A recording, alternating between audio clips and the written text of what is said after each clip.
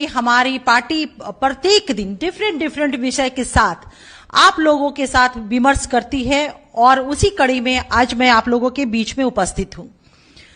हम विगत 4-5 महीनों से देख रहे हैं कि देश के जिस तरह से हालात बने हुए हैं, विशेष तौर पे महिलाओं के पॉइंट ऑफ व्यू से, बेटियों के पॉइंट ऑफ व्यू से दर्दनाक वो घटनाएं हैं, रूह को कपा देने वाली वो जो वीडियो या जो पिक्चर वायरल हुए हैं, हम लोग की नजरों के सामने से गुजरे हैं, वो हम लोग की आत्मा को झकझोर करके रख दिया है। पार्टी बहुत सारे कार्यक्रम अभी चला रही है, जैसे हमारा ग्राम संसद चल रहा है। माननीय मुख्यमंत्री नीतीश कुमार जी की जो भी योजनाएं हैं, जो भी प्रोग्राम्स है, वो जनता के बीच में बताया जा रहा है ताकि वो लाभान्वित हो सके। दूसरा हमारा कार्यक्रम कर्पूरी चर्चा वो चल रहा है और ये 24 जनवरी तक चलना है। इन कार्यक्रमों के माध्यम से जो भी बिहार सरकार के लोक कल्याणकारी योजनाएं हैं, स्कीम है, वो जनता के बीच में जाकर के हमारे पार्टी के वर्कर्स और पदाधिकारी वो बताते हैं ताकि लोग उसे बेनिफिटेड हो सके। कल हमारे माननीय राष्ट्रीय अध्यक्ष जी ने विशेष तौर पे इस चीज की चर्चा की कि जो बिहार में माननीय मुख्यमंत्री नीतीश कुमार जी के लीडरशिप में जातीय गणना हो रहा था, जिससे एक साइंटिफिक डाटा कलेक्ट किया जा सके और उस आधार पे जो आंकड़ा आए, उस आधार पर अनुपातिक रेशियो में कल्याणकारी योजनाएं बन सके। जो लोग विकास की मुख्य धारा से अभी भी पीछे छूटे हुए वेलफेयर स्कीम्स के माध्यम से उनको विकास की धारा से जोड़ा जा सके, तो एक साइंटिफिक डाटा चाहिए था। लेकिन हम लोगों ने देखा कि किस तरह से भारतीय जनता पार्टी पर्दे के पीछे से यूथ फॉर इक्वालिटी नामक संस्था के माध्यम से इसे चुनौती ऑनरेबल हाई कोर्ट में, ऑनरेबल सुप्रीम कोर्ट में दिया। ऑनरेबल हाई कोर्ट ने हमारे बिहार सरकार के माननीय मुख्यमंत्री नीतीश कुमार जी के जो वर्ड थे, न्याय के साथ सबका विकास, अपने वर्डिक्ट में हूबहू वही शब्द का इस्तेमाल किया, डेवलपमेंट विथ जस्टिस। ये हमारी बहुत बड़ी जीत थी, हमारे नेता की अवधारणा की बहुत बड़ी जीत रही। और अब सुप्रीम कोर्ट में भारतीय जनता पार्टी तो ये सड़कों पे कहती थी कि हम जातीय गणना के पक्ष में हैं, लेकिन अब भारतीय जनता पार्टी और इनके नेता एक्सपोज हो चुके हैं। केंद्र की सरकार पूरी तरह से एक्सपोज हो चुकी है, क्योंकि कल ऑनरेबल सुप्रीम कोर्ट में सॉलिसिटर जनरल ऑफ इंडिया ने उपस्थित होकर के बिफोर द कोर्ट कहा कि वो अपना पक्ष रखेंगे।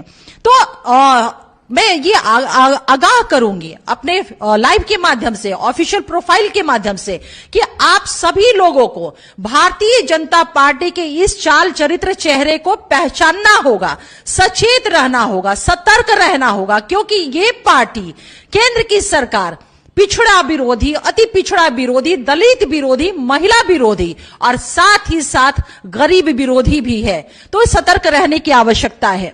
अभी देश के जो हालात हुए हैं, बेटियां, महिलाएं जो है हमारी, उनके साथ किस तरह की हिंसा हो रहे हैं, मुल्क में, तमाम मुल्क में अराजकता की स्थिति बनी हुई है। जम्मू कश्मीर, जिसका ये बार बार ये चर्चा करके राजनीति करते हैं, जम्मू कश्मीर नशे की आगोश में है, जवान वहां शहीद हो रहे हैं। चीन हमारे देश में घुस आया है, गांव बसा दिया है, लेकिन एक शब्द नहीं बोल रहे हैं ये इस पर। छात्र, नौजवान, कर्मचारी, व्यापारी और खिलाड़ी सब त्रस्त हैं। सबसे बड़ी चीज तो यह है कि देश के माननीय प्रधानमंत्री जी जो भाषण देते हैं, जो डायलॉग बोलते हैं, उससे उनका करनी से कोई वास्ता नहीं होता है, वो उनकी जुमलेबाजी होती है। और ये हम लोग नहीं कह रहे हैं, बल्कि ये जुमलेबाजी है, ये स्वयं उनके ही माननीय गृह मंत्री ने कैमरे के सामने कहा था कि जो चुनाव में वादे किए जाते हैं वो जुमलेबाजी होते हैं। लेकिन हमारे यहां हमारे नेता जनता से कमिटमेंट करते हैं, भाषण और जुमलेबाजी नहीं देते हैं। जब डायलॉग की बात है तो एक डायलॉग की मैं चर्चा विशेष तौर पे आप लोगों के समक्ष करूंगी। देश के प्रधानमंत्री ने कहा था बेटी बचाओ, लेकिन वो आगे का सेंटेंस वो इसको गौन करके उन्होंने नहीं कहा बेटी बचाओ। किससे बचाओ? इन्हीं के सांसद से बचाओ, इन्हीं के विधायकों से बचाओ, इन्हीं के नेताओं से बचाओ, बेटी बचाओ। क्योंकि इसका सबसे बड़ा, मैं अगर ये कह रही हूं तो मैं 3-4 एग्जाम्पल्स आपके सामने मैं चर्चा जरूर करना चाहूंगी, जिससे ये आपको स्पष्ट हो सके कि मैंने बेटी बचाओ, इनके सांसद विधायक से बचाने की बात मैंने क्यों कही। हम सभी जानते हैं कि रेसलर बेटियां, देश की वो जाबाज पहलवान बेटियां जिन्होंने अपने मेहनत से, अपने पसीने के बल पर देश का गौरव, देश का सम्मान और देश का मस्तक ऊंचा किया गोल्ड मेडल ला करके। उन रेसलर बेटियों के साथ जब वो गोल्ड मेडल लेकर के देश में आई, अपने वतन आई, तो माननीय प्रधानमंत्री जी उनके साथ फोटो शूट करवाया। उन्होंने कहा कि तुम हमारे परिवार की बेटी हो। विनेश फोगट, उनको कहा कि परिवार की बेटी हो। लेकिन जब रेसलर बेटियों ने उन्हीं के सांसद ब्रज भूषण सिंह के विरुद्ध आरोप लगाया, यौन शोषण का आरोप लगाया, तो देश के प्रधानमंत्री ने मुंह तक नहीं खोला। हद तो तब हो गई कि जब इन बेटियों ने अपने इस शोषण के विरुद्ध प्राथमिकी दर्ज कराना चाहा तो उनकी प्राथमिकी तक दर्ज नहीं हुई। इससे बड़ा दुर्भाग्य क्या हो सकता है देश की बेटियों के लिए और देश की महिलाओं के लिए।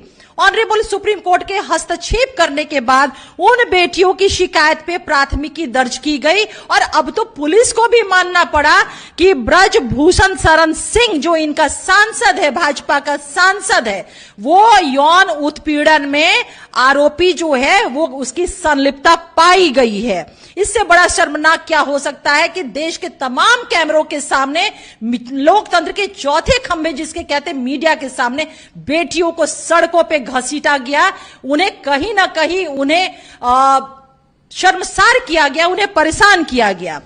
दूसरा मैं एग्जांपल मैं दूंगी कि गुजरात का। गुजरात में जिन लोगों को दुष्कर्म के आरोप में माननीय न्यायालय ने उन्हें सजा दिया था, उन्हें लाइफ इंप्रिजनमेंट की सजा मिली थी।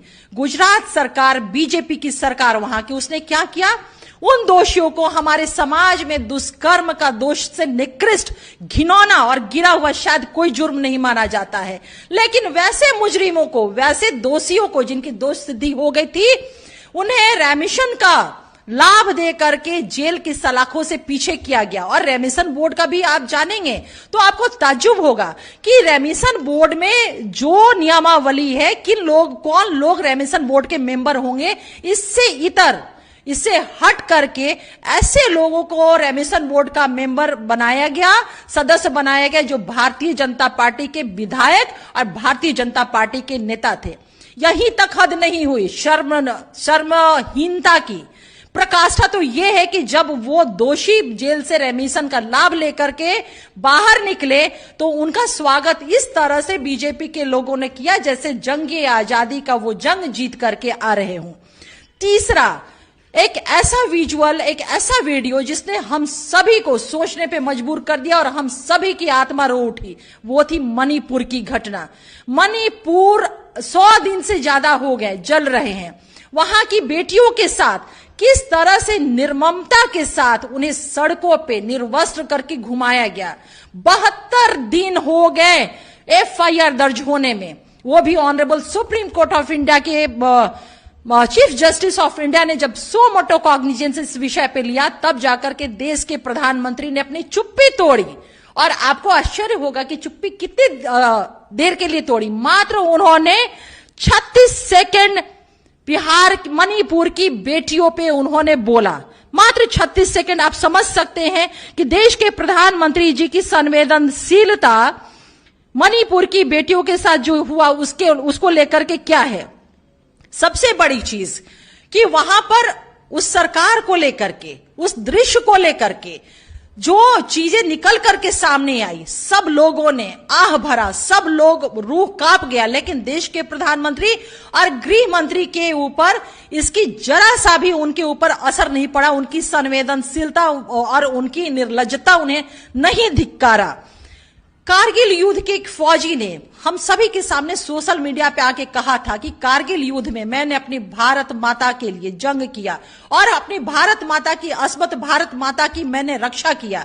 लेकिन दुर्भाग्य है कि मैं अपने देश के अंदर, मोदी सरकार के लीडरशिप में जो देश चल रहा है, उसके अंदर मैं अपनी पत्नी और अपनी महिलाओं की अस्मत और आबरू की रक्षा नहीं कर पाया। एक फौजी का ये दर्द था, ये एक दुख था।